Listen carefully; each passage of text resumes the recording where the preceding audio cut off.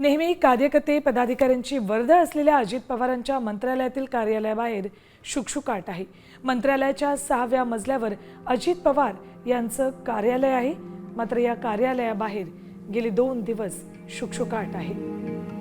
अजित पवारांच्या याच कार्यालयाबाहेरून आढावा घेतला आमचे प्रतिनिधी गणेश कवडे यांनी। यातील 6वा मजला म्हणजेच उपमुख्यमंत्री अजित पवार यांचं दालन।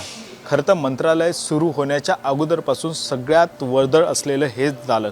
अजितदादा सगळ्यात अगोदर मंत्रालयामध्ये यायचे आणि दालनामध्येच ह्या गाठीभेटी सगळ्या अधिकाऱ्यांच्या असतील या व्हिजिटर असतील, हे सर्वांना अजितदादा याच कार्यालयामध्ये भेटायचे।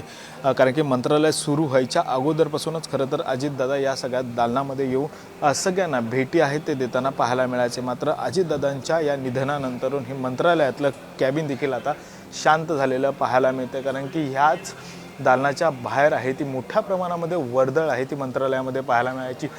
कॅबिनेट असो, कॅबिनेटच्या अगोदर प्री कॅबिनेट असेल, या ज्या वेळेस अजितदादा मुंबईमध्ये असायचे त्यावेळेस मंत्रालयामध्ये नक्की येऊन बसायचे आणि याच ठिकाणी सर्व गाठीभेटी आहेत, अधिकाऱ्यांच्या भेटी असतील, बैठका असतील, ह्या सगळ्याच या कॅबिनेटच्या हॉलमध्ये किंवा मग त्यांच्या दालनात सगळ्या पार पडताना पाहायला मिळत होत्या। त्यामुळे आता हे अजितदादांचं दालन आहे ते शांत झालेलं पाहायला मिळतं। त्यामुळे दुसरी चर्चा सुरू झाली की हेच दालन आता उपमुख्यमंत्रीपदाचं नेमकं कुणाकडे जातं याची देखील आहे ती चर्चा सुरू झालेली पाहायला मिळते।